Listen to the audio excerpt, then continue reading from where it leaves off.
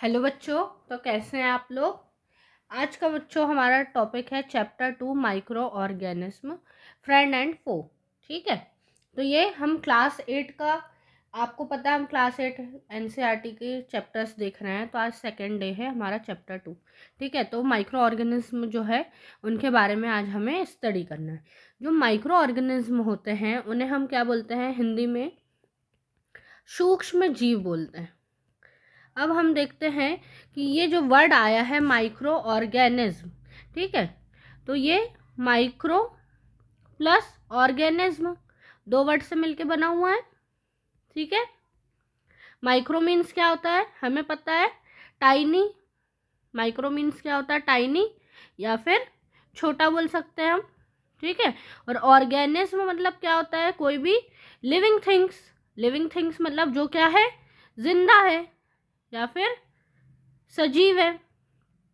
ठीक है, तो माइक्रो ऑर्गेनिज्म जो है वो दो वर्ड से मिलकर बना है, टाइनी, लिविंग थिंग्स।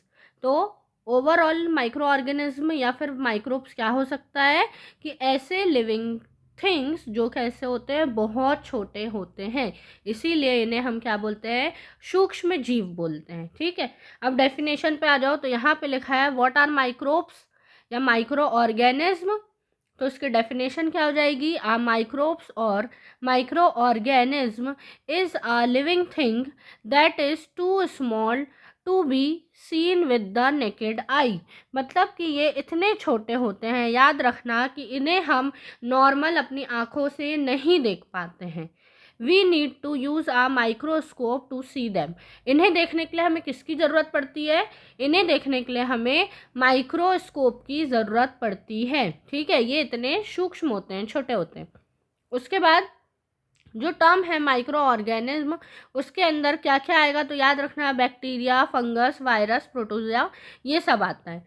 ठीक है, तो अगर हम बेसिकली बात करें तो ऐसे सूक्ष्म जीव या ऐसे छोटे ऑर्गेनिज्म जिनको हम अपनी सामान्य आँखों से नहीं देख पाते हैं क्योंकि वो इतने छोटे होते हैं, टाइनी होते हैं, इनको देखने के लिए हम क्या करते हैं, माइक्रोस्कोप का यूज़ करते हैं। इसीलिए हम इसे क्या बोल देते हैं, माइक्रो ऑर्गेनिज्म भी बोल देते हैं।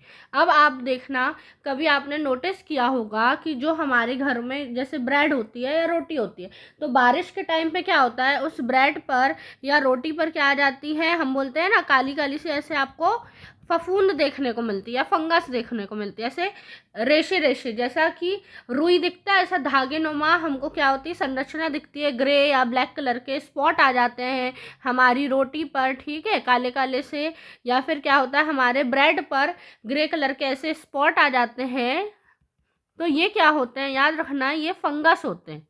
ठीक है, ये क्या होते हैं, फंगस होते हैं। और फंगस भी क्या है, एक तरीके का माइक्रो ऑर्गेनिज्म है। ठीक है, उसके बाद अभी जब आया था, कौन सी बीमारी आई थी, कोविड-19 जब आई थी। ठीक है, तो कोविड-19 आई थी, आपको पता था कोविड-19 किससे हो रहा था, तो वायरस से हो रहा था। ठीक है, हम बोल रहे थे ना कोरोना वायरस से क्या हो रहा है, कोरोना वायरस से एक डिजीज़ फैली है जिसका नाम क्या है, कोविड-19। उसकी सभी को वैक्सीन भी लगाई गई थी। तो ये डिजीज़ किससे हो रही थी, वायरस से हो रही थी। और वायरस क्या है, तो वायरस भी एक प्रकार का क्या है, माइक्रो ऑर्गेनिज्म है। ठीक है बच्चों, ये वायरस भी क्या है, एक तरीके का माइक्रो ऑर्गेनिज्म ही है। तो इस तरीके से हम देखते हैं कि जितने भी माइक्रो ऑर्गेनिज्म हैं वो कहाँ पर मिलते हैं, तो हमारे आसपास चारों तरफ ही होते हैं। अभी वो हम और थोड़ा डिटेल में देखेंगे। चलो, उसके बाद यहाँ पे अगर हम बात करें कि माइक्रोब्स की कैटेगरी, तो माइक्रो ऑर्गेनिज्म को हमने माइक्रो, या फिर हम लिख सकते हैं types of micro organism, types of micro organism. ठीक है, तो माइक्रो ऑर्गेनिज्म के कितने टाइप हैं, तो याद रखना माइक्रो ऑर्गेनिज्म में क्या क्या आता है, तो बैक्टीरिया होता है। ठीक है, फिर क्या होता है, फंगस होता है, वायरस होता है, फंजाई भी बोलते हैं इसको, फंजाई या फंगस, वायरसेस होते हैं, प्रोटोजोआ होता है, और एल्गी होता है। ठीक है, तो ये मेनली क्या है, ये हमारे 5 टाइप के क्या है, माइक्रो ऑर्गेनिज्म है। इन्हीं के बारे में क्या पढ़ना है हमें, पूरा इस चैप्टर में डिटेल में हम पढ़ने वाले हैं। ठीक है, अब हम इनके बारे में क्या करते हैं, वन बाय वन स्टडी करते हैं। चलो, तो सबसे पहले अगर हम बात कर लेते हैं वायरसेस के बारे में, हम वायरस के बारे में सबसे पहले क्या करते हैं, बात कर लेते हैं। ठीक है, तो वायरस क्या होता है, तो याद रखना वायरस कैसा होता है, तो वायरस भी माइक्रोस्कोपिक होता है। ये भी कैसे होते हैं, छोटे से होते हैं, इनको भी हम क्या करते हैं, माइक्रोस्कोप की हेल्प से देखते हैं। बट ये अदर जो हमारे माइक्रो ऑर्गेनिज्म हैं उनसे क्या होते हैं, थोड़े से डिफरेंट होते हैं। अब ये डिफरेंट क्यों होते हैं, तो याद रखना कि वायरस जो है जब तक नॉर्मल रहेगा, नॉर्मली वो कैसा रहेगा, डेड की तरह रहेगा, कि मरा हुआ रहता है। नॉर्मल जब वायरस रहता है तो वो कैसा रहता है, मरा हुआ रहता है, या डेड की तरह बिहेव करता है। और उसको चाहिए रहता है हमेशा क्या, एक होस्ट चाहिए रहता है। उसको क्या चाहिए रहता है, एक होस्ट चाहिए रहता है, होस्ट ऑर्गेनिज्म चाहिए रहता है। ठीक है, जिसके ऊपर जाकर वो क्या करता है, सरवाइव करता है। तो वायरसेस जो होते हैं हमारे, वो क्या करते हैं, होस्ट के और होस्ट ऑर्गेनिज्म की बॉडी में जाके क्या करते हैं, रिप्रोड्यूस करते हैं। ठीक है, होस्ट के ऑर्गेनिज्म के सेल में चले जाएंगे एंड वहाँ पे ये क्या करते हैं, रेप्लिकेट होते हैं, या फिर ये क्या होते हैं, रिप्रोड्यूस होते हैं। नॉर्मली क्या होते हैं, अगर हम वायरसेस की बात करें तो नॉर्मली जो हमारे वायरस रहते हैं, मान लो इस तरीके का एक वायरस है हमारा, नॉर्मली वो कैसा रहेगा, डेड की तरह बिहेव करेगा। डेड मतलब कि वो बिल्कुल ही एक्टिव नहीं रहता है। ठीक है, कैसा रहता है, इनएक्टिव रहता है। कैसा रहता है, वो इनएक्टिव रहता है, किसी काम का नहीं रहता है। ठीक है, जैसे ही उसको क्या मिलता है, जैसे ही उसको होस्ट मिलता है, क्या मिलता है उसको, जैसे ही एक होस्ट मिल जाता है, मान लो ये हमारी ह्यूमन है एक, ठीक है, ह्यूमन की बॉडी पर जैसे ही वो जाता है, ये वायरस एंटर करता है ह्यूमन की बॉडी में। ठीक है, ये वायरस क्या हुआ, ये वायरस इसके अंदर आया, जैसे ही ये वायरस आया तो ये क्या हो जाता है, एक्टिव हो जाता है। ठीक है, जैसे ही होस्ट के अंदर जाएगा तो वो क्या हो जाएगा, एक्टिव हो जाएगा, और वो रिप्रोड्यूस करने लगेगा। रिप्रोड्यूस करने लगेगा मतलब कि क्या होगा, ये रेप्लिकेट करने लगेंगे। मतलब एक था, एक से क्या हुआ, एक से ये 4 बन गए, 4 से क्या हो गए, ये 100 बन गए, 100 से क्या हो गए, ये 1000 बन गए, 1000 से ये लाख बन गए। ठीक है, तो ये क्या होते हैं, अपने आप को क्या करते हैं, डबल करते जाते हैं, बढ़ाते जाते हैं। तो जैसे ही ये होस्ट की बॉडी में जाते हैं तो ये क्या होते हैं, अपने आप को ग्रो कराने लगते हैं, मतलब डबल करने लगते हैं, 4 गुना, 8 गुना, 100, लाखों करोड़ों में ये क्या होता है, डिवाइड हो जाते हैं। ठीक है, अगर हम नॉर्मल लैंग्वेज में बोले तो ये क्या होते हैं, डिवाइड हो जाते हैं। ऐसे ये कैसे होते हैं, इनएक्टिव फॉर्म में होते हैं, पर उनको क्या चाहिए, हमेशा उनको चाहिए एक होस्ट। ठीक है, होस्ट ऑर्गेनिज्म चाहिए। अब वो क्या हो सकता है, कोई एनिमल भी हो सकता है, हम इंसान भी हो सकते हैं, प्लांट्स भी हो सकते हैं। ठीक है, तो इनको क्या चाहिए, कोई ना कोई एक बॉडी चाहिए। ये बैक्टीरिया के अंदर भी ग्रो कर पाता है। ठीक है, तो होस्ट कौन हो सकता है, तो याद रखना होस्ट कौन हो सकता है, तो हमारा होस्ट जो है कोई प्लांट हो सकता है, या फिर बैक्टीरिया हो सकता है। ठीक है, ये बैक्टीरिया के अंदर भी ग्रो कर जाते हैं, या फिर कोई एनिमल हो सकता है। ओके, किसी एनिमल के अंदर, प्लांट या बैक्टीरिया के अंदर जाके ये क्या कर सकते हैं, ग्रो करते हैं। ठीक है, अगर हम बात करें कि वायरस से बहुत सारी डिजीज, जैसे कि अगर हम नॉर्मल जो हमको क्या होता है, कोल्ड एंड कफ होता है, कोल्ड एंड जो कफ हो, ठीक है, सर्दी खांसी होती है हमें, कोल्ड एंड कफ, वो किससे होती है, तो याद रखना ये वायरस से ही होती है। Cold and cough viral disease है, सर्दी खांसी, सर्दी होना या फिर क्या, खांसी होना, सर्दी खांसी किससे होती है, वायरस से ही होती है। ठीक है, उसके अलावा अगर हम बात करें जो फ्लू होता है, ठीक है, क्या, फ्लू, जिसको हम बोलते हैं इन्फ्लुएंजा, इन्फ्लुएंजा भी बोलते हैं, या फिर हम क्या बोल देते हैं, फ्लू बोल देते हैं नॉर्मली, कि इसको क्या हो गया है, फ्लू हो गया, इसलिए आज वो स्कूल नहीं आया है। या फिर कफ हो जाता है, ठीक है, सर्दी हो गई, कोल्ड हो गया, कफ हो गया। फिर जैसे अगर हम बात करें पोलियो, एक बीमारी होती है ना पोलियो, जिसके लिए क्या करते हैं, बच्चों को पोलियो ड्रॉप पिलाया जाता है ना। 10 साल तक के बच्चों को, 8 से 10 साल, जन्म से लेकर 8 साल तक के बच्चों को क्या होता है, पोलियो ड्रॉप दी जाती है। ठीक है, या फिर हम बोलते हैं चिकन पॉक्स। ठीक है, चिकन पॉक्स, जिसको माता भी बोलते हैं, छोटी माता, बड़ी माता बोलते हैं ना, माता निकल गई है, तो चिकन पॉक्स। ठीक है, ये सारी डिजीजेस भी क्या होती है, ये वायरस के ही द्वारा होती है। और आगे अभी हम और डिजीजेस पढ़ेंगे, अभी मैं आपको बस नॉर्मली बता रही हूँ कि वायरस क्या होते हैं। तो याद रखना, वायरस भी क्या है, एक तरीके का माइक्रो ऑर्गेनिज्म है। ये माइक्रोस्कोपिक होते हैं, बट इनको अपनी ग्रोथ के लिए, रिप्रोडक्शन के लिए क्या चाहिए, एक होस्ट ऑर्गेनिज्म चाहिए। होस्ट के अंदर जाएगा उनकी बॉडी में और ये क्या करेगा, फिर वो रेप्लिकेट करता है। ठीक है, नॉर्मली वो कैसा रहता है, इनएक्टिव रहता है। जैसे ही होस्ट की बॉडी में जाएगा और ये एक्टिव हो जाएगा। ठीक है, ये समझ में आया वायरस के बारे में। चलो उसके बाद अगर हम बात करें नेक्स्ट, तो हमारा क्या आ जाता है, बैक्टीरिया।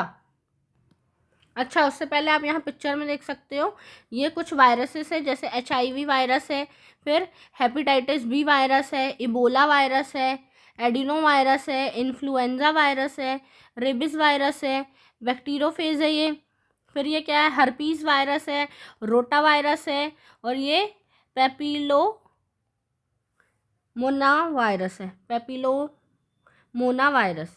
ठीक है, तो इस तरीके से ये वायरस होते हैं। अच्छा, आप लोग सारे स्ट्रक्चर में एक चीज़ कॉमन देख रहे होगे कि ज़्यादातर जो हमारे वायरसेस है उनके बॉडी में यहाँ पर आपको क्या दिखाई दे रहा है, ये स्पाइन्स दिख रहे हैं। ठीक है, कांटे कांटे जैसे क्या दिख रही है, संरचना दिख रही है। ठीक है, तो ज़्यादातर वायरस जो होते हैं वो कैसे होते हैं, ऐसे इनमें कांटेदार संरचना होती है। इससे क्या होता है, ये होस्ट की बॉडी में चिपक जाते हैं और बहुत दिनों तक ये वहाँ पर क्या रहते हैं। ठीक है, हमारी बॉडी की बात करें, ह्यूमन के अंदर या एनिमल के अंदर, ये बहुत दिनों तक, सालों साल तक अंदर रह जाते हैं। ठीक है, तो ये क्या थे, कुछ वायरसेस के एग्जाम्पल थे। ठीक है, उसके बाद नेक्स्ट आ जाओ, अब हम बात करते हैं किसकी, बैक्टीरिया की बात करते हैं। किसकी बात करते हैं हम, बैक्टीरिया की। ओके, अब हम बैक्टीरिया की बात करते हैं। तो जो हमारे बैक्टीरिया होते हैं वो कैसे होते हैं, ये भी टाइनी होते हैं, छोटे से होते हैं। ठीक है, ये भी कैसे होते हैं, माइक्रोस्कोपिक है। ओके, उसके बाद याद रखना, ये सिंगल सेल ऑर्गेनिज्म होते हैं, सिंगल सेल्ड माइक्रो ऑर्गेनिज्म होते हैं। ठीक है, मतलब कि ये सिंगल सेल से मिलके बनता है। ठीक है, और ये कहाँ पे मिलता है, फाउंड एवरीवेयर, फाउंड एवरीवेयर, हर जगह मिलता है ये। ठीक है, इवन ये हमारे कहाँ पे, इवन इन ह्यूमन बॉडी भी मिलता है। हमारे शरीर के अंदर भी क्या होता है, बैक्टीरिया मौजूद होते हैं, पाए जाते हैं। ठीक है, अब जो बैक्टीरिया होते हैं वो कुछ बैक्टीरिया गुड बैक्टीरिया भी होते हैं। ठीक है, अब जो गुड बैक्टीरिया रहते हैं वो किस में हेल्प करते हैं, हमारे डाइजेशन में हेल्प करते हैं। ठीक है, और फूड के प्रोडक्शन में हेल्प करते हैं, दही वगैरह बनाने में मदद करते हैं, ब्रेड नहीं सॉरी, दही बनाने में। ठीक है, और भी बहुत सारी चीज़ों में, नाइट्रोजन के फिक्सेशन में, डाइजेशन में, ये क्या करते हैं, बैक्टीरिया हमारी हेल्प करते हैं। उसके अलावा क्या होते हैं, कुछ बैड बैक्टीरिया होते हैं। ये बैड बैक्टीरिया क्या करते हैं, तो ये क्या करते हैं, डिजीज़ कॉज करते हैं हमारे अंदर, या प्लांट की बात करें, एनिमल की बात करें, तो उसमें क्या करते हैं, ये डिजीज़ कॉज करते हैं, बीमारियां फैलाते हैं। ठीक है, उसके बाद अगर हम और देखें उनके, अगर स्ट्रक्चर की बात करें हम, तो आप यहाँ पर पिक्चर पे देख सकते हैं, बैक्टीरियल सेल है। ठीक है, इस तरीके से हमारा बैक्टीरिया दिखता है। इस बैक्टीरिया के अंदर क्या होता है, सबसे बाहर सेल वॉल रहता है, कैप्सूल रहता है, प्लाज्मा मेम्ब्रेन, न्यूक्लियोइड है, राइबोसोम है, और प्लाज्मिड है। ठीक है, तो ये क्या है, एक सिंगल बैक्टीरियल सेल बताई गई है। ठीक है, उसके बाद अगर हम देखें टाइप्स ऑफ बैक्टीरिया में, on the basis of shape, types of bacteria.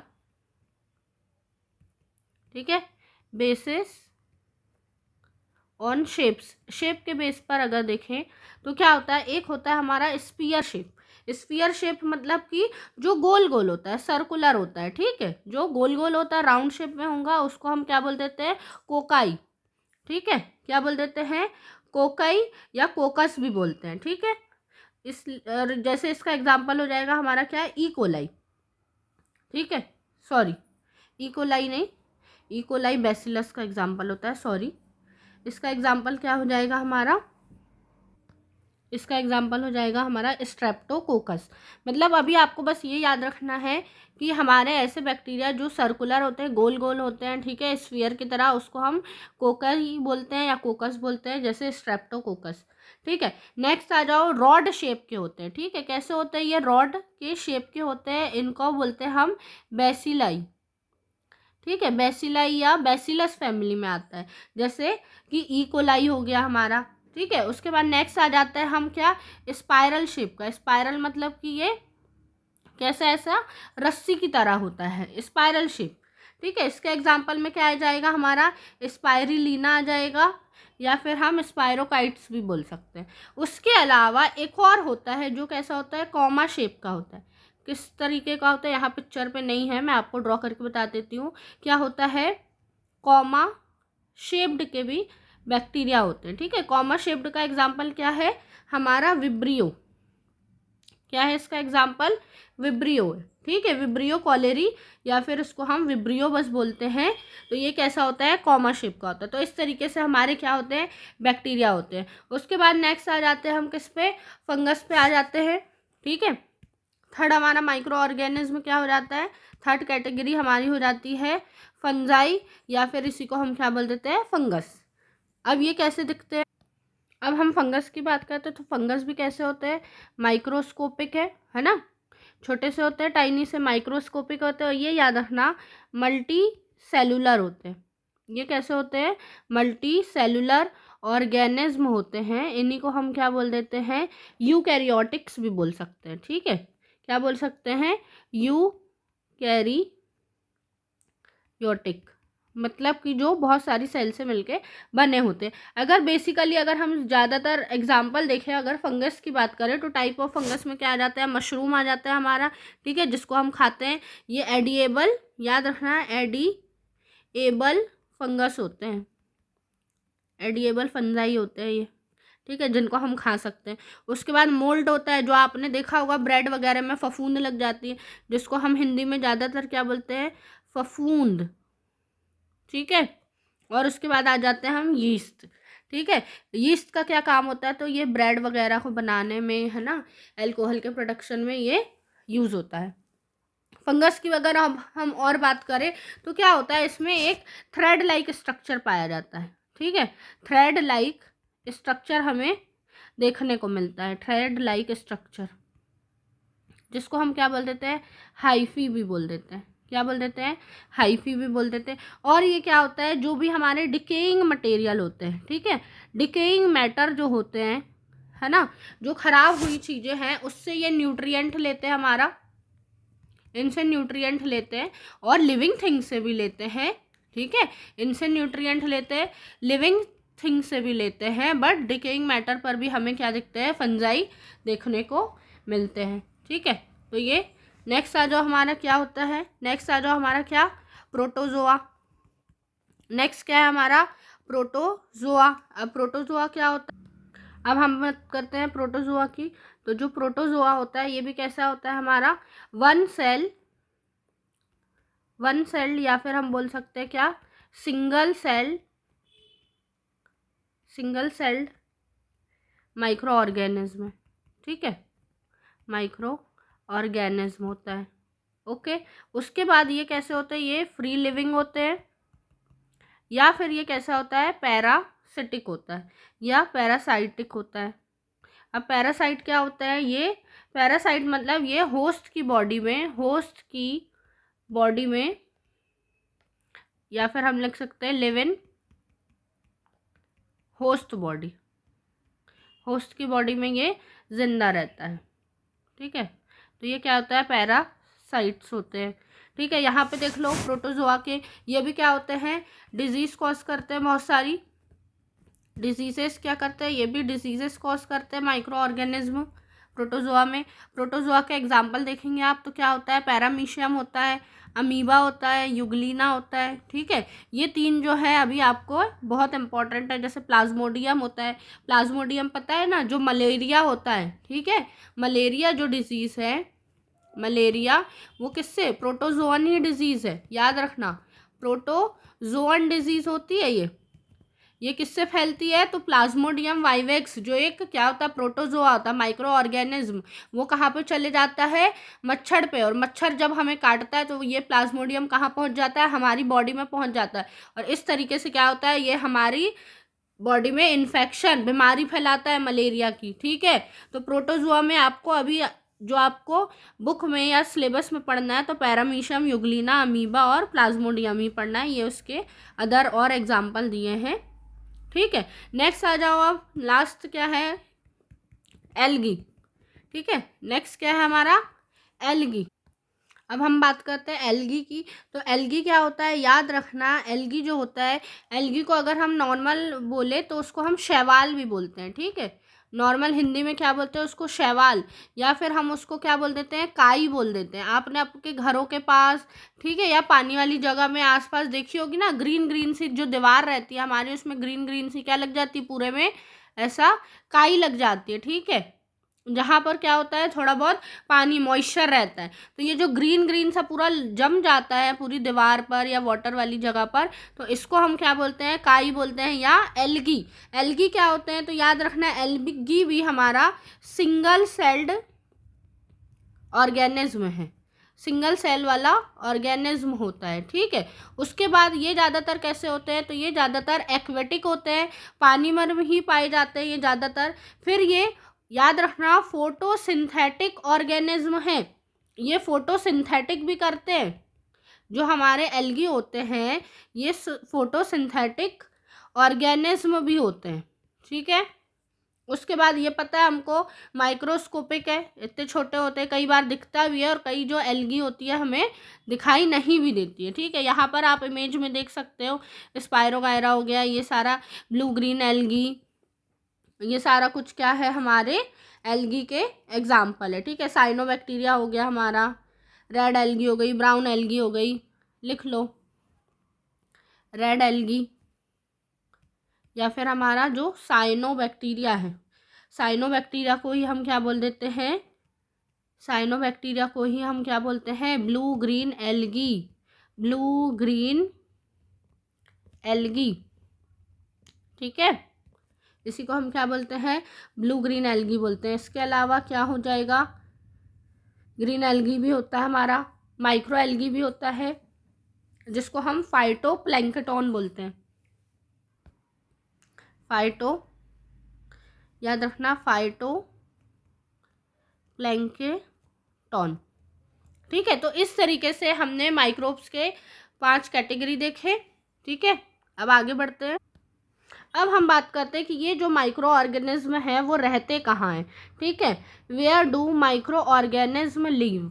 Micro organism live, ये आखिर रहते कहाँ हैं? तो याद रखना, जो भी माइक्रो ऑर्गेनिज्म की बात करें हमने क्या बोला? या तो माइक्रो ऑर्गेनिज्म कैसा है? सिंगल सेल है। ठीक है, सिंगल सेल है हमने बोला, या तो हमने क्या बोला? मल्टी सेलुलर है। मल्टी सेलुलर है मतलब कि बहुत सारी सेल से मिलके बना। तो सिंगल सेल में हमने क्या देखे थे कि हमारे कौन आ गए? बैक्टीरिया आ गए थे सिंगल सेल में। उसके बाद हमने देखा था क्या थे? हमारे प्रोटोजोआ थे, प्रोटोजोआ थे। उसके अलावा याद रखना कि कुछ हमारी सम एल्गी भी होती हैं, कुछ एल्गी भी होती है जो कैसी होती है? हमारी सिंगल सेल होती है। उसके बाद अगर हम मल्टी सेलुलर की बात करते हैं तो मल्टी सेलुलर में क्या आ गई थी? बहुत सारी एल्गी आ जाती है, मैनी एल्गीज आ जाएंगी, और क्या आ जाएगा? हमारी फंजाई आ जाएगी। ठीक है, ये कैसे होते हैं? हमारे मल्टी सेलुलर होते हैं। अब ये ऑर्गेनिज्म है, ये कहाँ पर पाए जाएंगे? तो याद रखना, microorganism present is everywhere. Microorganism present everywhere, हर जगह पाए जाते हैं ये, हर जगह, चाहे कितनी भी हॉट प्लेस हो। ठीक है, हॉट प्लेसेस हो मतलब कि इतनी ज़्यादा जहाँ से वॉल्केनो तक निकल रहा है, ज्वालामुखी तक फट रही हो, इतनी गर्म स्ट्रीम पर, हॉट स्ट्रीम पर, या हम बोल दें आइस कोल्ड प्लेस। ठीक है, बहुत बर्फीली जगह है, वहाँ पर भी हर जगह, चट्टान की बात करें, समुद्र की गहराई की बात करें हम, तो ये हर एक जगह, डेजर्ट की बात करें, ठीक है, रेगिस्तान में, ये हर जगह पाई जाती, एवरीवेयर। अगर हिमालय की बात करें, है ना, हर टाइप के एनवायरनमेंट में, हर रेंज पर ये क्या होते हैं, हर क्लाइमेट पर माइक्रो ऑर्गेनिज्म पाए जाते हैं। डेजर्ट में, मार्शी लैंड में, ठीक है, डेजर्ट पर, मार्शी लैंड पर, यहाँ तक कि ह्यूमन की बॉडी के अंदर, human body, inside human body, ठीक है, ह्यूमन बॉडी के अंदर, एनिमल्स की बॉडी के अंदर, सब जगह क्या होते हैं, माइक्रो ऑर्गेनिज्म पाए जाते हैं, हर एक जगह। अगर आप बात करें, अभी आपके हाथ पर, हैंड्स पर भी इतने सारे माइक्रो ऑर्गेनिज्म प्रेजेंट होंगे, हमें पता नहीं होगा, हमारे चारों तरफ इतने सारे माइक्रो ऑर्गेनिज्म प्रेजेंट होंगे, ठीक है। तो माइक्रो ऑर्गेनिज्म कहाँ होते हैं, चारों तरफ पाए जाते हैं। अब जो माइक्रो ऑर्गेनिज्म है, तो वो हमारी लाइफ पर क्या करते हैं, कैसे हेल्प करते हैं, तो ये बेनिफिशियल भी होते हैं, और ये क्या करते हैं, डिजीज कॉज भी करते हैं, ठीक है। तो माइक्रो ऑर्गेनिज्म है जो हमारे, इसीलिए चैप्टर का नाम रखा गया था कि फ्रेंड एंड फो, है ना, कि हमारा दोस्त भी है और दुश्मन भी है। तो माइक्रो ऑर्गेनिज्म जो है हमारे पास, हमारे लिए हेल्पफुल भी होता है, ठीक है, उसके अलावा ये हार्मफुल भी होता है, ठीक है। अब हार्मफुल कैसे होगा, तो ये हमारे लिए बहुत सारी डिजीजेस कॉज करता है, ठीक है, डिजीज कॉज करता है। उसके अलावा हेल्पफुल क्यों होगा, ये बेनिफिशियल क्यों होगा, तो ये हमारे क्या करता है, बहुत सारी चीज़ों के प्रोडक्शन में, फूड प्रोडक्शन में, ठीक है, फिर डाइजेशन में हेल्प करता है, नाइट्रोजन फिक्सेशन करता है। उसके अलावा ये सॉइल की फर्टिलिटी भी बढ़ा देता है, ठीक है। तो अब हम देखेंगे क्या, फ्रेंडली माइक्रो ऑर्गेनिज्म, क्या देखेंगे हम, फ्रेंडली माइक्रो ऑर्गेनिज्म, कि कौन से माइक्रो ऑर्गेनिज्म जो होते हैं हमारे लिए कैसे होते हैं, फ्रेंडली होते हैं, ठीक है। तो सबसे पहले बात करते हैं अगर हम, तो ये किस में हेल्प करता है, तो हमारा ये making of curd and bread, curd और ब्रेड बनाने में माइक्रो ऑर्गेनिज्म क्या करते हैं, हमारी मदद करते हैं। अब कैसे मदद करते हैं देखो जरा, तो मिल्क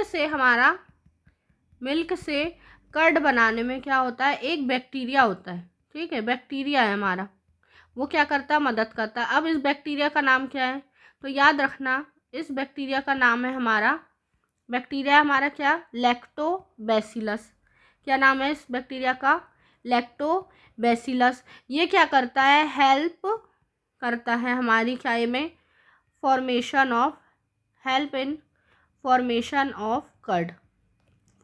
ऑफ कर्ड बनाने में ये क्या करता है, हमारा दही बनाने में मदद करता है, ठीक है। उसके अलावा बहुत सारे ऐसे भी बैक्टीरिया होते हैं, बैक्टीरिया जो क्या करते हैं, चीज़ बनाने में, ठीक है, चीज़ मेकिंग में भी क्या करते हैं, ये मदद करते हैं।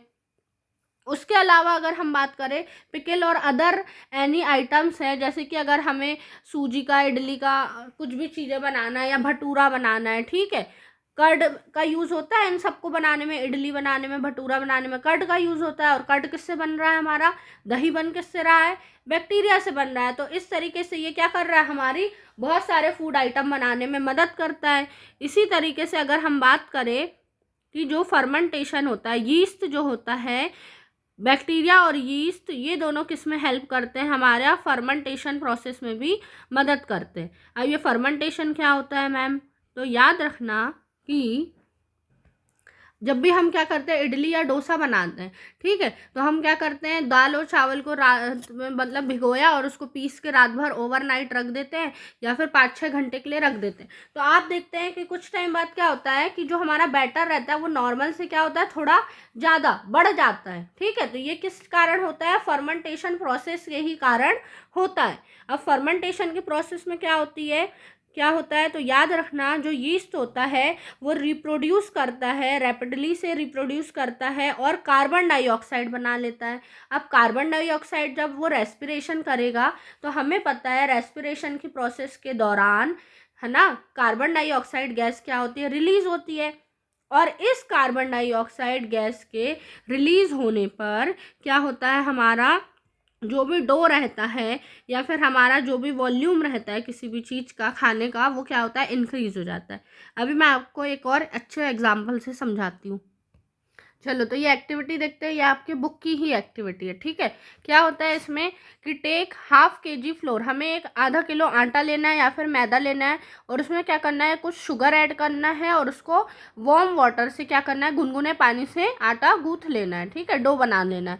अब इसमें add a small amount of yeast powder and need to make a soft dough, ठीक है। अब इसमें थोड़ा सा हमने क्या करे, यीस्ट पाउडर मिलाए और क्या करें, उसका एक सॉफ्ट सा डो बना दिया है, ठीक है। मतलब आटा लेंगे, उसमें थोड़ी सी चीनी डालना है, गर्म पानी डाले, यीस्ट पाउडर डाले, और उसका एक अच्छा सा डो बना दिए।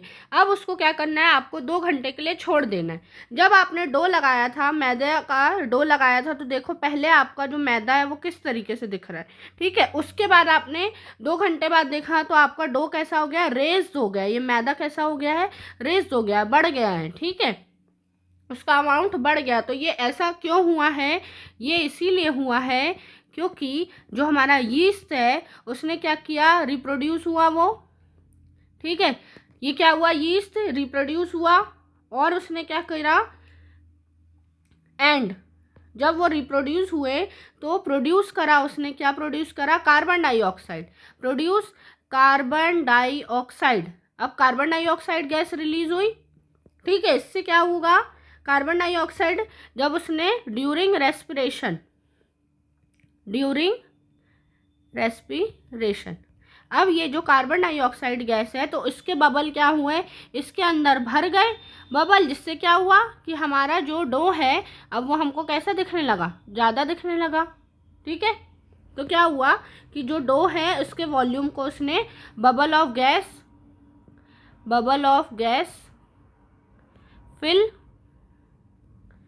fill the dough and increase volume,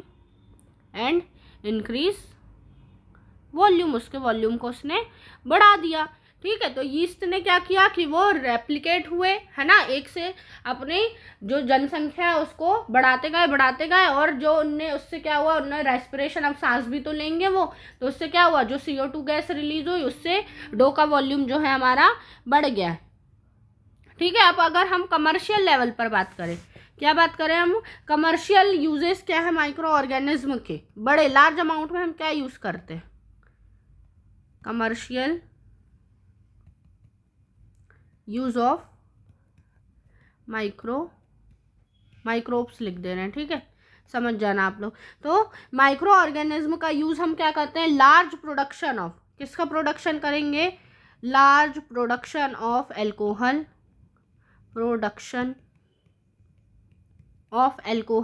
alcohol को बनाने में, ठीक है।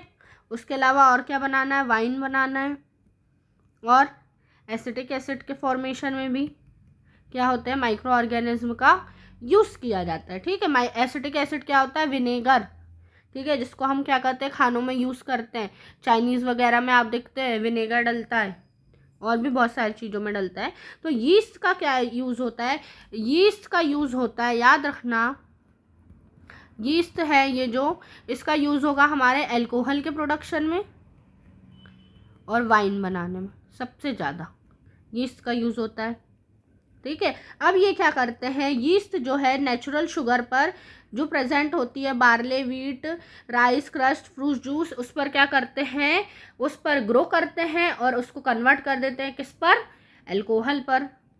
तो ऐसी प्रोसेस, अब क्या होता है, the process of conversion of sugar into alcohol is called fermentation, और उसकी स्मेल कैसी होती है, एक मीठी सी, है ना, स्वीट सी स्मेल होती है, ठीक है। तो ये ऐसा स्मेल आने लगती है जब शुगर किस में कन्वर्ट हो गई, एल्कोहल में, तो एक अलग सी स्मेल आने लगेगी।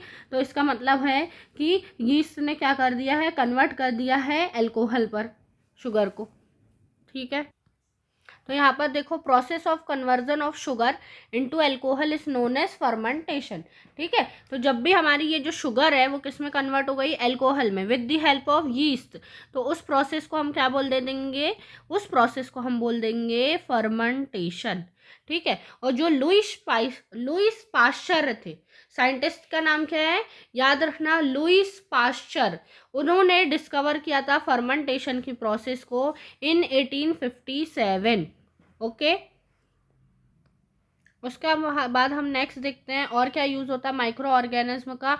तो याद रखना मेडिसिनल यूज़ है, मेडिसिन बनाने में भी माइक्रो ऑर्गेनिज्म का यूज़ होता है। Medicinal use of micro organism, ठीक है। अब कैसे मेडिसिनल यूज़ होता है, तो याद रखना जब भी कभी आप बीमार पड़ते हैं, ठीक है, तो डॉक्टर हमको मेडिसिन देता है, डॉक्टर हमको देता है एंटीबायोटिक, ठीक है। डॉक्टर क्या बोलता है हमें कि ये एंटीबायोटिक्स खाओ, ये इसको खाने से तुम क्या हो जाओगे, ये ठीक हो जाओगे। तो ये जो एंटीबायोटिक्स होती है वो किससे मिलती है, वो हमें बनाता है, मतलब वो किससे बनती है, तो वो माइक्रो ऑर्गेनिज्म से ही बनती है एंटीबायोटिक, याद रखना, ठीक है। एंटीबायोटिक किससे बनती है, माइक्रो ऑर्गेनिज्म से ही बनती है। और ये किल भी किसको करती है, याद रखना, ये किल भी किसको करती है, दूसरे माइक्रो ऑर्गेनिज्म को, ठीक है। तो एंटीबायोटिक क्या होती है, एंटी मतलब होता है स्टॉप, एंटी प्लस बायोटिक्स, है ना, दो वर्ड से मिलके बना है। एंटी मतलब होता है स्टॉप या फिर रोकना, और बायोटिक मतलब लिविंग सेल को। तो एंटीबायोटिक क्या करती है, अगर हमारी बॉडी में कभी अगर दूसरे ऐसे हार्मफुल माइक्रो ऑर्गेनिज्म आ गए हैं जो क्या कर रहे हैं, हमारी बॉडी के अंदर शरीर में बीमारी फैला रहे हैं, तो उन माइक्रो ऑर्गेनिज्म को किल करने के लिए, ऐसे बैक्टीरिया या फिर ऐसे वायरसेस को किल करने के लिए हम क्या लेते हैं, एंटीबायोटिक लेते हैं, ठीक है। तो एंटीबायोटिक क्या करती है, ऐसे माइक्रो ऑर्गेनिज्म से ही मिलके बनती है, और वो क्या करती है, हार्मफुल जो पैथोजन होते हैं या माइक्रो ऑर्गेनिज्म होते हैं उसको किल कर देती है। समझ में आई बात कि नहीं आई, ठीक है। तो एंटीबायोटिक के लिए डेफिनेशन क्या होगी, द मेडिसिन किल और stop the growth of the disease causing micro organism, such medicine called antibiotic. मतलब कि ऐसी दवाइयाँ जो बीमारी फैलाने वाले माइक्रो ऑर्गेनिज्म को किल कर देती है या फिर उसकी ग्रोथ को स्टॉप कर देती है, ऐसी दवाइयों को हम क्या बोल देते हैं, एंटीबायोटिक बोल देते हैं, ठीक है। और एंटीबायोटिक याद रखना प्रोड्यूस बाय किससे प्रोड्यूस होती है, फंगस, है ना, फंजाई से एंड बैक्टीरिया से, बैक्टीरिया और फंजाई से क्या होती है, ये प्रोड्यूस होती है एंटीबायोटिक। अब एग्जांपल देख लो, एंटीबायोटिक के कौन कौन से एग्जांपल है, तो स्ट्रेप्टोमाइसिन, ठीक है। एंटीबायोटिक के एग्जांपल क्या है, स्ट्रेप्टोमाइसिन, ठीक है। उसके बाद क्या होता है, टेरासाइक्लिन, ये सब एंटीबायोटिक के नाम है दवाइयों के। फिर है एरिथ्रोमाइसिन, ये क्या है, कॉमन सी एंटीबायोटिक है, ठीक है, कॉमन एंटीबायोटिक है, ये कॉमन एंटीबायोटिक है। ओके, समझ में आया। तो एंटीबायोटिक क्या होती है, जो फंजाई और बैक्टीरिया से बनती है, और ये क्या करते हैं, दूसरे हार्मफुल डिजीज कॉजिंग को किल करते हैं, ठीक है। अब एंटीबायोटिक जो होता है वो क्या होता है, कई एनिमल्स को भी और प्लांट को भी ये डिजीज कॉज करते हैं, जब प्लांट और एनिमल दूसरे एनिमल्स पर को भी एंटीबायोटिक दी जाती है जब उनमें कोई बीमारी फैलती है, ठीक है। अब जो हमारे कौन थे, हमारे साइंटिस्ट थे एक अलेक्जेंडर फ्लेमिंग, साइंटिस्ट का नाम है, याद रखना, इन 1929, 1929 की बात है, इन 1929 साइंटिस्ट है हमारे क्या, अलेक्जेंडर फ्लेमिंग, ठीक है। तो अलेक्जेंडर फ्लेमिंग ने किसकी डिस्कवरी करी थी, इन्होंने खोज करी थी पेनिसिलिन की, याद रखना, किसकी खोज करी थी, पेनिसिलिन की खोज की थी। ये पेनिसिलिन क्या थी, फर्स्ट एंटीबायोटिक थी, एंटीबायोटिक दी। अब ये एंटीबायोटिक की खोज भी क्या हुई, अचानक से हो गई। अब वो अपना एक एक्सपेरिमेंट कर रहे थे और वो कल्चर कर रहे थे क्या, डिजीज कॉजिंग बैक्टीरिया की। अब वो बैक्टीरिया की क्या कर रहे थे, कल्चर कर रहे थे अपने लैब में। तो उन्होंने देखा कि यहाँ पर क्या हुआ कि सडनली यहाँ पर क्या हो रहा है, किनारे पर एक स्पोर लाइक स्ट्रक्चर जो है वो ग्रो कर रहा है और वो क्या कर रहा है, इन बैक्टीरिया को क्या कर रहा है, किल कर रहा है। इसके कारण दूसरे बैक्टीरिया की ग्रोथ जो है नहीं हो पा रही है। उनको एक ग्रीन कलर का, यहाँ पर मैं कलर चेंज कर देती हूँ इसका, तो क्या होगा, ये हमें थोड़ा और अच्छे से देख लो। तो ये क्या थे, हमारे कुछ बैक्टीरिया थे। तो उन्होंने देखा कि उनकी पेट्री डिश पर क्या हुआ है कि कुछ ग्रीन कलर के स्पोर्स यहाँ पे दिखाई दे रहे हैं। ठीक है, स्पोर्स जो है यहाँ पर ग्रीन कलर के स्पोर्स दिखाई दे रहे हैं। ये क्या थे, हमारी एंटीबायोटिक थी और इसने क्या करी कि कुछ बैक्टीरिया जो यहाँ पर थे उसको किल कर दी, उसकी ग्रोथ नहीं होने दी। तो इस तरीके से अचानक से, है ना, एक्सीडेंटली ही उनने क्या करा, पहली एंटीबायोटिक पेनिसिलिन की खोज कर दी। इसके लिए बाद में उन्हें नोबेल प्राइज़ भी मिला था। तो अलेक्जेंडर फ्लेमिंग थे, जो क्या थे, फादर ऑफ एंटीबायोटिक बोल सकते हैं। इन्होंने क्या करे, एंटीबायोटिक की डिस्कवरी करी, खोज की। ठीक है, इज दैट क्लियर। अब हम आगे बात करते हैं वैक्सीन की। तो वैक्सीन क्या होता है बच्चों, याद रखना कि जब भी हमें कोई बीमारी होती है तो बहुत सारी बीमारियों के लिए क्या होता है, उनकी दवाइयाँ नहीं होती है, उनको हम क्या करते हैं, उनकी वैक्सीन होती है। वैक्सीन में क्या होता है, इंजेक्शन के थ्रू डॉक्टर उस दवाई को हमारी बॉडी में क्या करता है, इंसर्ट करता है। ठीक है, जैसे कि आपने सुना होगा पोलियो वैक्सीन के बारे में।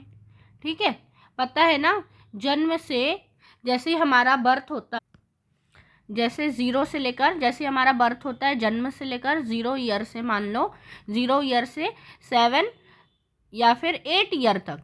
ठीक है, 7 या तो 8 ईयर्स तक के लिए क्या होता है, हमें पोलियो की जो है दवाई पिलाई जाती है, मतलब पोलियो वैक्सीन दिया जाता है। इसको कैसे देते हैं, तो ये ओरल होता है, ओरल वैक्सीन होता है। ठीक है, यहाँ पे आप पिक्चर में देख सकते हो, ये पोलियो की दवाई पिलाई जा रही है। उसके अलावा जो एक था कोविड-19 वैक्सीन, है ना, अपन ने सुना था जब कोरोना आया था तो क्या हुआ था, बहुत लोग बोल रहे थे जाओ जाके वैक्सीन लगा लो, जाओ जाके क्या है कि वैक्सीन लगा के आ जाओ, जिससे क्या होगा कि तुम्हें कोरोना नहीं होगा।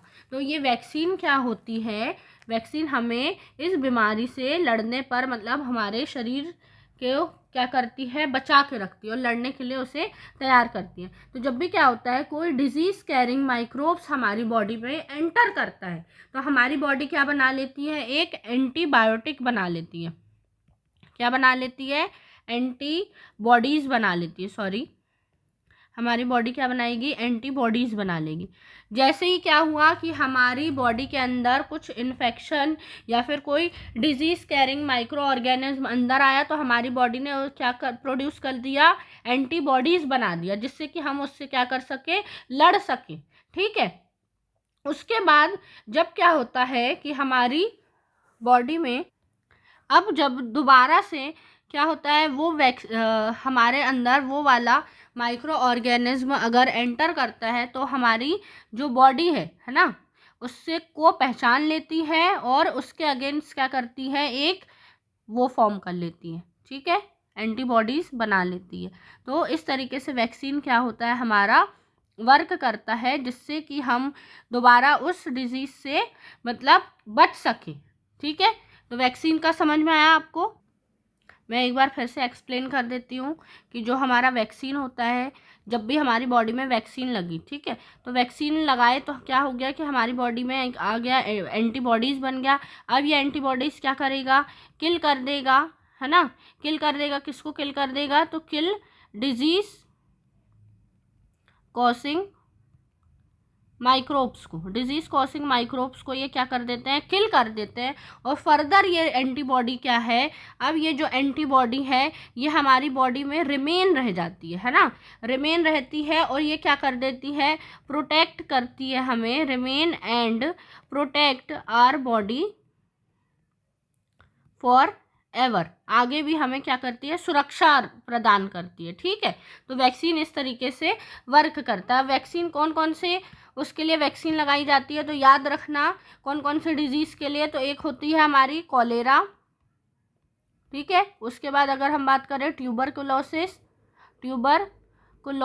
जिसको हम टीबी भी बोलते हैं, ठीक है। उसके अलावा स्मॉल पॉक्स, और किसके लिए, तो हेपेटाइटिस के लिए। इनका क्या होते हैं, इन सब बीमारियों के लिए वैक्सीन होते हैं जो बच्चों को जन्म से लेकर 7, 8 या 10 साल तक क्या होते हैं, इन वैक्सीन को लगाया जाता है, जिससे हमारी बॉडी इन बीमारियों से बच सके, ठीक है। तो ये समझ में आया हमें वैक्सीन के बारे में। और क्या करते हैं माइक्रो ऑर्गेनिज्म, तो याद रखना और क्या रोल रहता है, तो ये इंक्रीज कर देते हैं किसको, सॉइल फर्टिलिटी को, सॉइल की फर्टिलिटी को ये क्या करते हैं, इंक्रीज कर देते हैं। सॉइल फर्टिलिटी कौन, माइक्रो ऑर्गेनिज्म, ठीक है। माइक्रो ऑर्गेनिज्म की बात करें या फिर कुछ जो हमारे बैक्टीरिया होते हैं, उसके अलावा कुछ बैक्टीरिया होते हैं जो क्या करते हैं, हमारे नाइट्रोजन फिक्सेशन का भी काम करते हैं, नाइट्रोजन फिक्सेशन का भी काम करते हैं, बैक्टीरिया फिक्सेशन का भी काम करते हैं, ठीक है। ये क्या करते हैं, जो भी हमारी एटमॉस्फेरिक नाइट्रोजन है उसको अलग अलग कंपाउंड में, मतलब नाइट्रोजनस कंपाउंड में कन्वर्ट करते हैं, और नाइट्रोजन का पूरा एक जो चक्र रहता है, साइकिल, वो चलता रहता है। उसको अभी हम आगे और डिटेल में डिस्कस करेंगे। उसके बाद ये क्लीनिंग द एनवायरनमेंट, जो हमारा एनवायरनमेंट रहता है, क्लीनिंग द एनवायरनमेंट को भी हमारे क्या करता है, जो माइक्रो ऑर्गेनिज्म रहता है वो क्लीन करता है। अब क्लीन कैसे करता है, तो मान लो हमारे पास यहाँ 2 पॉट है, एक का नाम है ए और बी, ठीक है। एक पॉट में हमने क्या कर दिया कि यहाँ पे हमने डाल दिया है फ्रूट, वेजिटेबल, ठीक है, और लीव्स, ये इन सबको डाल दिया है, ठीक है, इसको पुट कर दिया है। और दूसरे में हमने क्या डाल दिया, पेपर डाल दिया है, ग्लास डाल दिया है, ग्लास मतलब कांच यहाँ पे, ठीक है, प्लास्टिक, इन सबको डाल दिया है, ठीक है। तो ये माइक्रो ऑर्गेनिज्म क्या करेंगे कि जो भी हमारा फलों का छिलका है या सब्जियों का छिलका है, पत्तियां हैं या पेड़ पौधे प्लांट के जो अवशेष बचे हुए रहते हैं, इन पर क्या करते हैं, माइक्रो ऑर्गेनिज्म जो है, माइक्रो ऑर्गेनिज्म ग्रो करेंगे इन पर, ठीक है। माइक्रो ऑर्गेनिज्म ग्रो करते हैं और क्या कर देते हैं, micro organism grow and convert, उसको किस में कन्वर्ट कर देते हैं, कन्वर्ट इनटू मैन्योर में इसको कन्वर्ट कर देते हैं। कल हमने लास्ट चैप्टर में देखा था, चैप्टर फर्स्ट में मैन्योर, तो उसको किस में, मैन्योर, खाद बना देते हैं, ठीक है। उसके अलावा ये जो पेपर, ग्लास, प्लास्टिक, इन सबको तो वो कन्वर्ट कर नहीं पाते हैं, ठीक है। जो हमारे ऑर्गेनिक मटेरियल रहते हैं उसको कन्वर्ट करके वो मैन्योर बना देते। तो इस तरीके से वो किस में, क्लीनिंग द एनवायरनमेंट में भी हमारे माइक्रो ऑर्गेनिज्म हेल्प करते हैं। चलो, तो ये उसके बेनिफिशियल थे। अब आ जाओ किसके बारे में, अब हम हार्मफुल माइक्रो ऑर्गेनिज्म के बारे में डिस्कशन करेंगे, ठीक है, कि कैसे माइक्रो ऑर्गेनिज्म क्या करते हैं, डिजीज कॉज करते हैं। तो अब हमारा नेक्स्ट क्या आ जाएगा कि disease causing micro organism, disease causing micro organism. अभी हम किस में बात कर रहे हैं, इन ह्यूमन, हमारे अंदर ह्यूमन बॉडी में कौन कौन सी बीमारियां फैलाते हैं, तो उनकी बात की जा रही है, ठीक है। तो जो भी हमारे, याद रखना, जो भी डिजीज कॉज करते हैं माइक्रो ऑर्गेनिज्म, उसको हम क्या बोल देते हैं, पैथोजन बोलते हैं, ठीक है। जो क्या होते हैं हमारे डिजीज कॉसिंग माइक्रो ऑर्गेनिज्म होते हैं कॉल्ड पैथोजन, उनको हम क्या बोल देते हैं, पैथोजन बोलते हैं, रोगवाहक, ठीक है। ये क्या करते हैं, रोग फैलाते हैं। अब ये क्या होता है, माइक्रो ऑर्गेनिज्म, ये कैसे बीमारी फैलाते हैं, तो ये फूड को, जो हमारा खाना होता है उसको भी ख़राब कर देते हैं, वाटर, क्लोथिंग, लेदर, इन सबको भी ये ख़राब कर पाते हैं, ठीक है। उसके अलावा अब हम नेक्स्ट बात करते हैं एक कम्युनिकेबल डिजीज़। क्या होता है ये कम्युनिकेबल डिजीज़, तो याद रखना ऐसी बीमारियां जो क्या होती है, एक हेल्दी, मतलब एक इन्फेक्टेड पर्सन से हेल्दी पर्सन पर फैल जाए। कम्युनिकेबल डिजीज़ किसे कहते हैं, ऐसी बीमारी जो कि infected person to healthy person पर फैले। स्प्रेड अ डिजीज अब डिजीज़ फैलेगी कैसे, तो किसके द्वारा फैलेगी, तो एयर से, वाटर से, फूड से, ठीक है, फूड से और फिजिकली कांटेक्ट से, फिजिकल कांटेक्ट से, ठीक है। तो स्प्रेड अ डिजीज, फिर लिख देना spread a disease from infected person to a healthy person.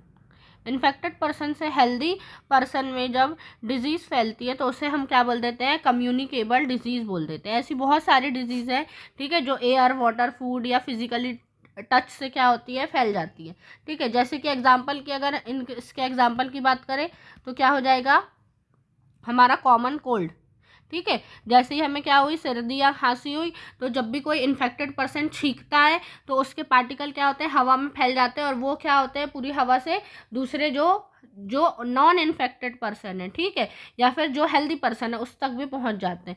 उसके अलावा चिकन पॉक्स की बात करें अगर हम, तो ये भी छूने से या जो हमारे इन्फेक्टेड पर्सन है उनका सामान यूज़ करने से भी फैल सकता है। फिर अगर हम बात करें ट्यूबरकुलोसिस, ठीक है, तो ट्यूबरकुलोसिस भी क्या होता है, हमारा कम्युनिकेबल डिजीज़ है। इसके अलावा बात करें कॉलेरा, ये भी क्या होता है, हमारा कम्युनिकेबल डिजीज़ है, मतलब एक इन्फेक्टेड पर्सन से हेल्दी पर्सन पर ये फैल जाता है, ठीक है। उसके बाद अगर हम आगे बात करें कि और क्या होता है, तो एक होता है कैरियर और एक होता है होस्ट। तो कैरियर क्या होता है कि जो भी इसको अब क्या करता है, इन्फेक्शन को या डिजीज कॉजिंग माइक्रोब्स को कैरी करता है, ठीक है। कैरियर क्या होता है, कैरियर जो होता है, कैरी आ माइक्रोब्स, जो माइक्रोब्स को कैरी करेगा उसको हम क्या बोल देंगे, कैरियर बोल देंगे। अब ये कौन हो सकता है, तो ये कोई एनिमल भी हो सकता है, याद रखना, या फिर कोई इंसेक्ट भी हो सकता है। एनिमल भी हो सकता है, इंसेक्ट भी हो सकता है, जिससे क्या होता है, ये माइक्रोब्स को कैरी करता है और एक पर्सन से दूसरे पर्सन में बीमारी फैलती है। जैसे कि अगर हम बात करें, हाउस फ्लाई होती है या जो मक्खी होती है, तो मक्खी कहाँ होती है, ये गंदी चीज़ों पर बैठती है, ह्यूमन एक्सक्रीट्रा पर या कचरे वगैरह पर, है ना, ये गंदी जगह पर बैठती है। और उसके बाद ये क्या होती है कि ऐसे खाना जो खुला रखा रहता है उस पर आके बैठ जाती है। तो इस तरीके से क्या होता है, जो पैथोजन होते हैं, ठीक है, हार्मफुल जो हमारे माइक्रोब्स होते हैं, वो क्या आ जाते हैं, हमारे फूड पे आ जाते हैं, और उसको अगर हम खाते हैं तो क्या होता है, हमें बीमारी हो जाती है। तो इसीलिए हमेशा ढका हुआ भोजन ही करना चाहिए, कवर्ड फूड को ही कंज्यूम करना चाहिए, ठीक है। इसी तरीके से क्या होता है, अगर गंदा पानी रहता, गंदा पानी पीने से भी बहुत सारी डिजीज़ क्या हो जाती है, जो फैलती है। उसके बाद अगर हम बात करें जैसे मलेरिया है, तो मलेरिया भी क्या होता है कि हमारे मच्छरों से फैलता है, ठीक है। या फिर अगर हम बात करें डेंगू, तो डेंगू भी क्या होता है, एक एडिस मॉस्किटो होता है जिससे क्या होता है, डेंगू वायरस फैलता है, ठीक है। अब यहाँ पर देख सकते हैं आपकी बुक में कुछ कॉमन डिजीजेस दी गई है, ठीक है। तो some common human diseases cause by micro organism. तो कौन कौन सी डिजीज होती है, सबसे पहले बात की गई है ट्यूबरकुलोसिस की, ठीक है। ट्यूबरकुलोसिस को हम क्या बोलते हैं, टीबी भी बोलते हैं, ठीक है। ये किससे फैलती है, तो ये बैक्टीरिया से फैलती है, और मोड ऑफ ट्रांसमिशन मतलब किसके द्वारा, तो ये हवा से फैलती है, याद रखना। उसके बाद अगर हम बात करें मीजल्स, मीजल्स जो होता है वो किससे पॉजिटिव होता है, तो ये वायरस कॉज करता है इसको, और उसका मोड ऑफ ट्रांसमिशन क्या है, एयर है। उसके बाद अगर हम बात करें चिकन पॉक्स, तो चिकन पॉक्स फैलता है हमारा वायरस से, और ये कैसे फैलेगा, तो एयर और कॉन्टेक्ट से, ठीक है, छूने से और हवा से फैलते हैं इसके वायरस।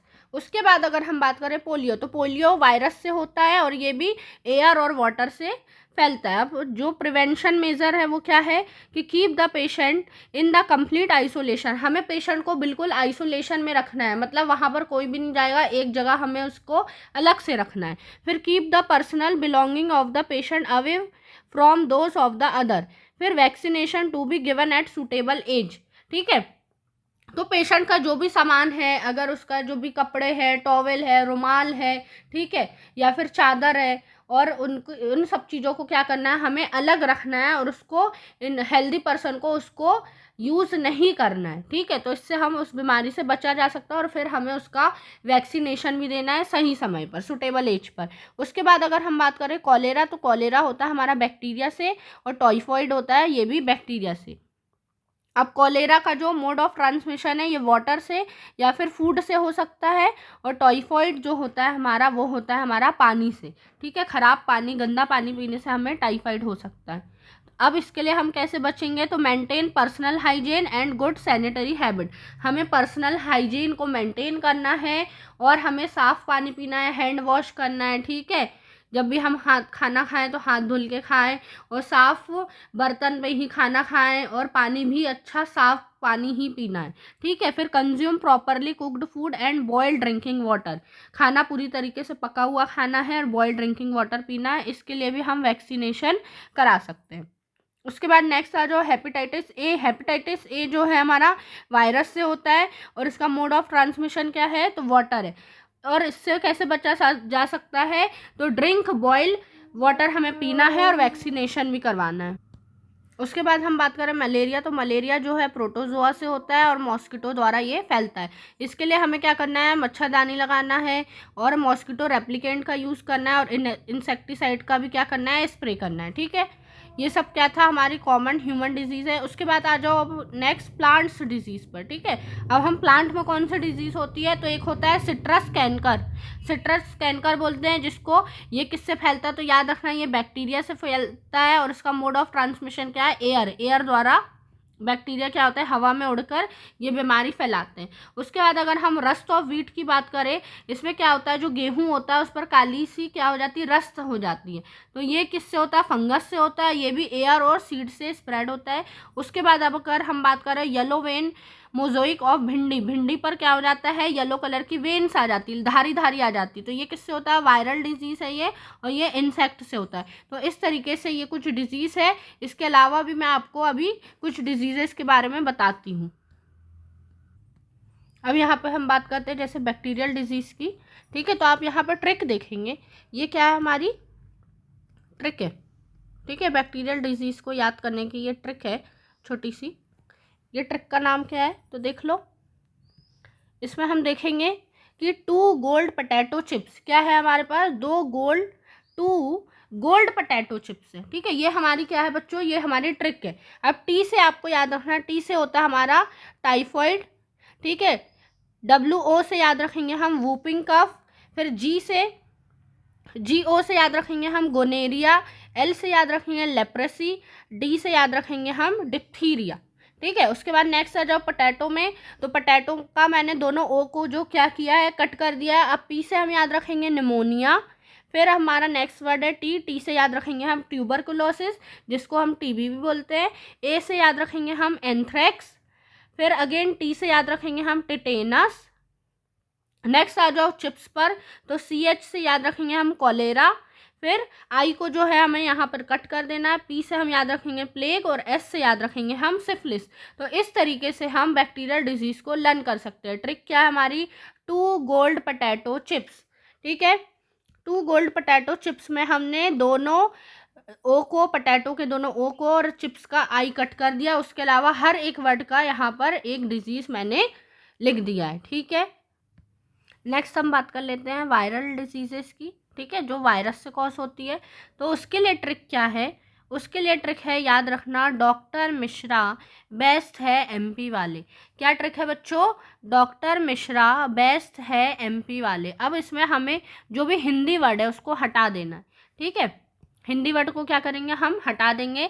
अब डॉक्टर, D से याद रखना, आप क्या याद रखेंगे, डेंगू, ठीक है। उसके बाद M से हो जाएगा हमारा मीज़ल। I से हो जाएगा हमारा क्या, इन्फ्लुएंजा। S से हो जाएगा हमारा स्वाइन फ्लू, ठीक है। H से हो जाएगा हमारा नेक्स्ट हेपेटाइटिस। R से हो जाएगा रेबिस और A से हो जाएगा हमारा एड्स। उसके बाद अगर हम बेस्ट में देखो तो B से हो जाएगा हमारा बर्ड फ्लू। E से हो जाएगा हमारा एंसीटाइटिस। फिर S से हो जाएगा हमारा क्या, स्मॉल पॉक्स। T को हम क्या कर देंगे, हटा देंगे, कट कर देंगे। अब हम देखेंगे M और P, तो M से हो जाएगा मम्स और P से हो जाएगा पोलियो। तो ये क्या थी हमारी वायरल डिजीज़ के लिए ट्रिक थी, है ना। आपको आई होप ये वाली ट्रिक भी अच्छी लगी होगी। इसको बहुत अच्छे से आपको याद कर लेना है। उसके बाद नेक्स्ट हम बात कर लेते हैं प्रोटोजोअन डिजीज़ की, ठीक है। प्रोटोजोआ से कौन सी डिजीज़ होती है, तो उसकी ट्रिक है बच्चों, याद रखना, काला, ठीक है। एक लड़का है जिसका नाम क्या है, काला। तो काला को हम बोल रहे हैं, काला जो है उसकी फ्रेंड है, क्लासमेट को बहुत परेशान कर रहा है, ठीक है। तो वो लड़की जाके काला को क्या बोलती है, उस बॉय को जिसका नाम काला है, कि काला प्लीज़ स्टॉप डूइंग मैसेजेस, कि मुझे मैसेजेस मत भेजो, ठीक है। तो वो क्या बोलती है, काला प्लीज़ स्टॉप डूइंग मैसेजेस। तो अब इसके फर्स्ट लेटर को ही हम क्या करेंगे, अपनी ट्रिक पर शामिल कर रहे हैं। तो के से याद रखेंगे आप काला आज़ार, ठीक है। के से क्या याद रखेंगे, काला आज़ार। फिर नेक्स्ट पी से याद रखेंगे हम पायरिया, एस से याद रखेंगे हम स्लीपिंग सिकनेस, डी से याद रखेंगे हम डायरिया, और एम से याद रखेंगे हम मलेरिया। तो ये क्या है, हमारी 5 डिजीजेस हैं जो कि किससे होती है, हमारे प्रोटोजोआ से होती है। उसके बाद नेक्स्ट हम किसकी बात कर लेते हैं, फंगल डिजीज़ की, ठीक है। जो फंगस से होती है डिजीज़, तो उसका नाम क्या है, उसकी ट्रिक का नाम है, याद रखना, बारसा। ट्रिक का नाम क्या है, बारसा, ठीक है। तो बी से याद रखेंगे हम, सबसे पहले बी से याद रखेंगे हम क्या, बाल्डनेस।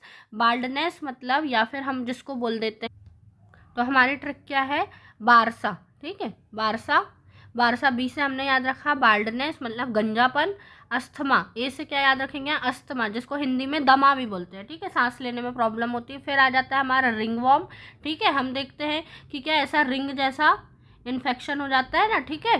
फिर क्या हो जाता है, उसको हम बोलते हैं दाद भी बोलते हैं। फिर क्या होता है, स्कैबिस मतलब होता है हमारा क्या, खाज, मतलब खुजली होने लगती है पूरा। और ए से हो जाएगा हमारा एथलीट फूट, इसमें हमारे पैर क्या हो जाते हैं, हाथी की तरह बहुत ही ज़्यादा सूज जाते हैं, फूल जाते हैं। तो ये क्या थी, फंगल डिजीज़ थी।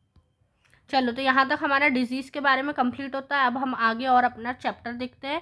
तो नेक्स्ट बात की गई है फूड पॉइजनिंग की। तो फूड पॉइजनिंग क्या होता है, तो याद रखना, जब भी हम ख़राब खाना खा लेते हैं उसके कारण क्या होता है, हमारी तबीयत ख़राब हो जाती है, हमें पेट में दर्द होने लगता है या वॉमिटिंग हो जाने लगती है।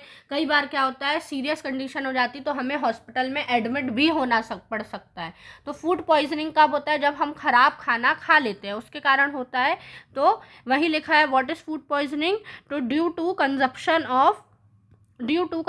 ऑफ स्पॉइल्ड फूड, जब हम खराब खाना खा लेते हैं तो उसके कारण हमें क्या हो जाती है, फूड पॉइजनिंग हो जाती है।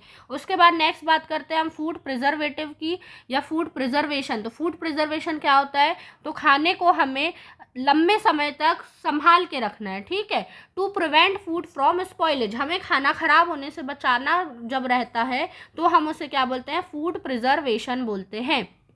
जैसे कि हम उसके लिए कुछ प्रिजर्वेटिव का यूज़ करते हैं, प्रिजर्वेटिव का यूज़ करते हैं मतलब कुछ सब्सटेंसेस हम अपने खाने में ऐड कर देते हैं, ठीक है, केमिकल या फिर हम सब्सटेंसेस बोल सकते हैं, जिससे क्या होता है, हमारा फूड हम उसे लंबे समय तक यूज़ कर सकते हैं, खा सकते हैं। तो प्रिजर्वेटिव्स क्या होता है, टू ऐड सम सब्सटेंस और chemical to prevent food for a long time, ठीक है।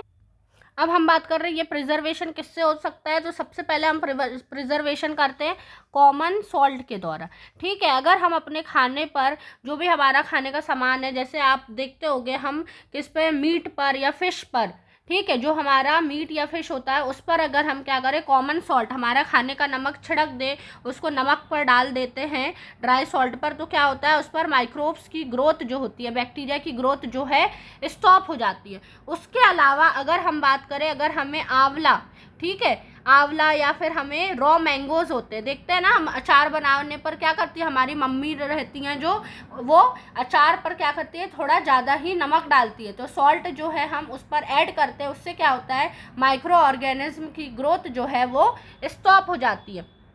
तो हमारे आंवला हो गया, मैंगो हो गया, टैमरिंड हो गया, जो इमली हो गई, या फिर हमारे मीट और फिश को अगर हम प्रिजर्व करना चाहते हैं, काफ़ी लंबे समय तक अगर हम उसे यूज़ करना चाहते हैं, तो उसको हम क्या करते हैं, ड्राई सॉल्ट पर, नमक पर क्या कर देते हैं, उस पर नमक डाल दी जाती है, ठीक है। उसके बाद और प्रिजर्वेशन हम किसके द्वारा कर सकते हैं, तो शुगर से भी कर सकते हैं, ठीक है। जैसे कि हमारा क्या हो गया, जैम हो गई, जेली हो गई, या स्क्वैशेस हो गए, ठीक है, तो उस पर हमने क्या डाल दिया, बहुत सारी हम उस पर शुगर डाल देते हैं। तो शुगर क्या करता है कि मॉइस्चर को क्या कर देता है, रिड्यूस कर देता है, मॉइस्चर को क्या करता है, ये रिड्यूस करता है, जिससे कि क्या होता है, ग्रोथ ऑफ बैक्टीरिया जो है वो स्टॉप हो जाती है, और इससे हमारा खाना जो है ख़राब नहीं हो पाता है।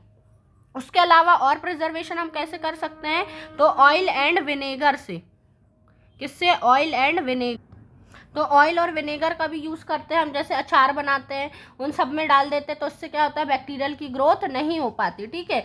वेजिटेबल, फ्रूट हो गया, फिश हो गया, मीट हो गया, इन सबको प्रिजर्व करने के लिए हम ऑयल और विनेगर का भी यूज़ करते हैं। उसके बाद नेक्स्ट आ जाता है हमारा क्या, हीट एंड कोल्ड ट्रीटमेंट। या तो क्या करें हम, फूड को, माइक्रो ऑर्गेनिज्म को किल करने के लिए, जैसे हम क्या करते हैं, दूध को उबालते हैं, ठीक है, दूध को क्या करते हैं हम, बॉईल करते हैं, ठीक है, बॉईल करते हैं किसको हम, बॉईल मिल्क को क्या करते हैं हम, उबालते हैं, जिससे क्या हो जाता है, हमारा माइक्रो ऑर्गेनिज्म की उस पर ग्रोथ नहीं हो पाती। या फिर कोल्ड ट्रीटमेंट में हम क्या बात कर सकते हैं, कोल्ड ट्रीटमेंट में हम खाने को क्या करते हैं, फ्रिज में रख देते हैं, जिससे क्या होता है, वहाँ पर फूड जो है हमारा खाना खराब नहीं हो पाता। तो इस तरीके से हम हीट एंड कोल्ड ट्रीटमेंट भी दे सकते हैं। उसके बाद इस पर क्या होती है, माइक्रो ऑर्गेनिज्म की, माइक्रोब्स की ग्रोथ नहीं हो पाती है। उसके बाद हम एक और प्रोसेस का मतलब डिस्कशन करते हैं, जिसका नाम क्या है, पास्चुराइजेशन, ठीक है। क्या है उस मेथड का नाम है, पास्चुराइजेशन। पास्चुराइजेशन में क्या करते हैं हम, जो हमारा मिल्क है, मिल्क को क्या करते हैं हम, पहले मिल्क को बॉईल करते हैं 70 डिग्री सेल्सियस पर 70 डिग्री सेल्सियस पर फॉर 15 टू 30 सेकेंड के लिए, 15 से 30 सेकेंड के लिए हम अपने दूध को क्या करते हैं, 70 डिग्री सेल्सियस पर क्या करते हैं, बॉइल्ड मिल्क, ठीक है। इससे क्या होता है कि जो भी हमारे माइक्रोब्स की ग्रोथ रहती है, ठीक है, या फिर जो भी हार्मफुल माइक्रोब्स रहते हैं वो क्या हो जाते हैं, किल हो जाते हैं इसके कारण। तो इस प्रोसेस को क्या बोलते हैं, इस प्रोसेस को हम बोलते हैं पास्चुराइजेशन। और याद रखना, पास्चुराइजेशन प्रोसेस की डिस्कवरी किसने की थी, तो इसकी डिस्कवरी की थी लुईस पाश्चर ने। किसने की थी, लुईस पाश्चर ने इस प्रोसेस को डिस्कवर किया था, इसीलिए उन्हीं के नाम से इसका नाम रखा गया पास्चुराइजेशन। पास्चुराइजेशन में क्या करते हैं हम, मिल्क को खराब होने से बचाते हैं, इसीलिए मिल्क को क्या करते हैं हम, उबालते हैं 70 डिग्री सेल्सियस पर 15 से 30 सेकेंड के लिए, ठीक है। तो ये समझ में आया। उसके बाद नेक्स्ट हम बात कर लेते हैं स्टोरेज एंड पैकेजिंग की। उसके बाद एक और हम बात कर लेते हैं प्रिजर्वेशन के लिए, क्या, प्रिजर्वेशन के लिए एक और चीज़ कर सकते हैं हम, स्टोरेज एंड पैकेजिंग। तो अगर हम खाने को अच्छे से स्टोर कर दे या अच्छे से पैकिंग करके रख दे, तो क्या होता है, उससे भी फूड हमारा ख़राब नहीं होता है। अगर हम बात करें ड्राई फ्रूट की, या फिर अब आजकल हम मार्केट में देख रहे हैं वेजिटेबल भी, फ्रूट भी क्या हो रहा है, हमें सील्ड एयर टाइट पैकेट में मिल रहा है। इससे क्या होता है कि माइक्रोब्स की जो भी अटैकिंग होती है, ग्रोथ उस पर हो नहीं पाती। तो इस तरीके से हम क्या कर सकते हैं, फूड को हमारे प्रिजर्व करके रख सकते हैं। उसके बाद आज का जो हमारा लास्ट टॉपिक है उस पर आ जाओ, क्या है, नाइट्रोजन फिक्सेशन। नाइट्रोजन फिक्सेशन मतलब कि जो हमारे बैक्टीरिया हैं वो क्या करते हैं, माइक्रोब्स जो है हमारे एटमॉस्फेरिक नाइट्रोजन को क्या कर देते हैं, फिक्स कर देते हैं, जिससे हम क्या करते हैं, उसका यूज़ कर सकते हैं एनवायरनमेंट से। तो यहाँ पर हम एक बैक्टीरिया की बात करते हैं, उस बैक्टीरिया का नाम है, याद रखना, राइजोबियम। राइजोबियम एक हमारा क्या है, बैक्टीरिया है। राइजोबियम बैक्टीरिया जो होता है वो हमारा किस पर मिलता है, तो जो भी हमारी पल्सेस रहती हैं, क्या होती है, जो भी हमारे दालें होती हैं, दाल होती है, उसकी जो जड़ें होती है, उस प्लांट की जड़ों पर क्या होता है, यहाँ पर नोड्यूल्स मिलते हैं, ठीक है। क्या मिलते हैं हमें, नोड्यूल्स मिलते हैं। इन नोड्स में या नोडुल्स की बात करें तो इन नोड्यूल्स में कौन रहता है, राइजोबियम रहता है। रूट नोड्यूल में, रूट नोड्यूल्स में कौन रहता है, ये राइजोबियम बैक्टीरिया रहता है। और ये क्या करता है कि नाइट्रोजन को फिक्स करने का काम करता है। अब हम देखते हैं पूरी नाइट्रोजन साइकिल।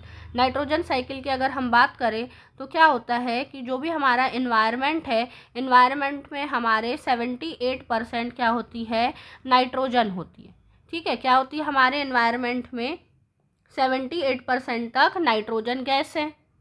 अब इस नाइट्रोजन गैस का यूज़ सभी को करना है, जितने भी लिविंग ऑर्गेनिज्म है, ठीक है। जैसे कि जितने भी लिविंग ऑर्गेनिज्म है, प्लांट की बात करें या फिर हम क्या बोले कि जितने भी लिविंग ऑर्गेनिज्म है उस पर जो भी उसके पार्ट है, जैसे प्रोटीन हो गया, क्लोरोफिल हो गया, न्यूक्लिक एसिड हो गया, विटामिन हो गया, ये सब किसके बना होता है, तो यहाँ पर नाइट्रोजन का कॉन्स्टिट्यूएंट रहता है। है ना। प्रोटीन भी किससे बनता है, नाइट्रोजन से बना होता है। क्लोरोफिल में भी, न्यूक्लिक एसिड में देखेंगे, विटामिन में देखेंगे तो नाइट्रोजन पाया जाता है।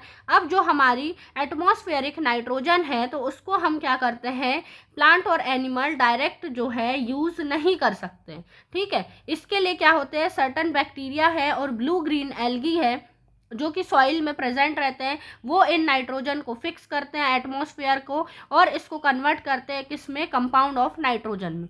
तो जो हमारे पास एटमॉस्फेरिक नाइट्रोजन है, ठीक है, एटमॉस्फेरिक नाइट्रोजन है, इसको क्या करेंगे, कन्वर्ट करेंगे। कौन कन्वर्ट करेगा, या तो हमारे बैक्टीरिया, ठीक है। बैक्टीरिया कौन सा है, जो अभी हमने बताया था, राइजोबियम, और हमारा कौन, blue green algae. Blue green algae ये क्या करती है, इसको क्या करती है, ये कन्वर्ट करती है, चेंज करती है किसमें, नाइट्रोजन कंपाउंड पर। किस पे कन्वर्ट करती है, ये नाइट्रोजन कंपाउंड पर, कंपाउंड में बदल देती है, जिससे क्या होता है कि अब इस नाइट्रोजन का यूज़ कौन करने लगेगा, प्लांट करने लगेंगे, प्लांट्स और एनिमल्स इसका यूज़ करने लगेंगे, ठीक है। यहाँ तक समझ में आया कि जो एटमॉस्फेरिक नाइट्रोजन है उसको हम डायरेक्ट यूज़ नहीं कर सकते, इसीलिए जो हमारे बैक्टीरिया और ब्लू ग्रीन एल्गी है उन्होंने क्या किया, कन्वर्ट किया उसको नाइट्रोजन कंपाउंड में, जिससे कि अब जो प्लांट है और हमारे जो एनिमल है इसका यूज़ कर सकते हैं, इसका यूटिलाइजेशन कर सकते हैं, ठीक है।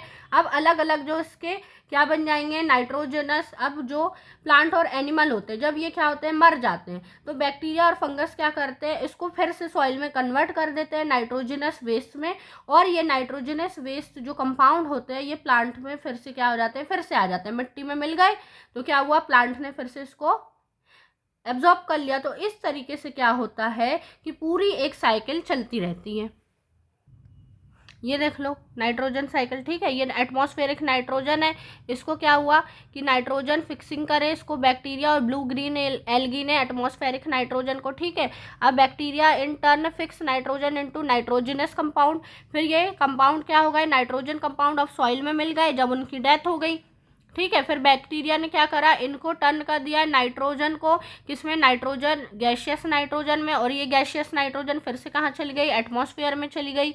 उसके बाद अगर हम बात करें ये जो नाइट्रोजन के कंपाउंड बने थे सॉइल में, इसको किसने अपटेक कर लिया, प्लांट ने ले लिया।